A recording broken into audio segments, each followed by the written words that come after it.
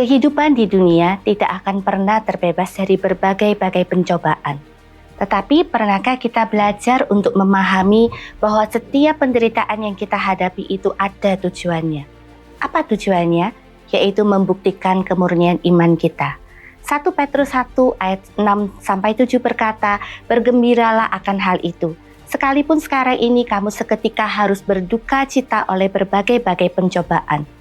Maksud semuanya itu ialah untuk membuktikan kemurnian imanmu yang jauh lebih tinggi nilainya daripada emas yang fana, yang diuji kemurniannya dengan api, sehingga kamu memperoleh puji-pujian dan kemuliaan dan kehormatan pada hari Yesus Kristus menyatakan dirinya. Kita merasakan susah, sedih, bahkan mungkin marah ketika menghadapi berbagai pencobaan. Tetapi ketika kita menjalaninya bersama Sang Immanuel dengan terus taat pada apa yang Tuhan mau kita lakukan, terus dekat dan bersekutu dengannya, maka saya percaya kita akan lulus dalam ujian. Hasilnya adalah iman kita akan semakin dimurnikan. Di dalam ayat yang kita baca tadi, dikatakan bahwa iman yang murni itu nilainya jauh lebih tinggi daripada emas yang fana, yang diuji kemurniannya dengan api. Saudara, kekristenan kita bergantung pada iman kita. Jika tidak ada iman, maka tidak ada hal lain yang baik secara rohani dalam diri kita.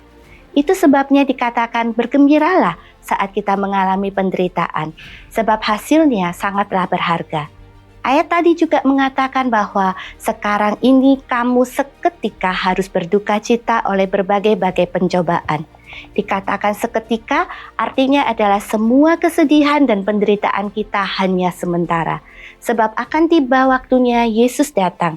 Hidup ini berakhir dan kita akan berdiri di hadapan Allah dengan sukacita karena telah melewati semua dalam ketekunan dan ketaatan.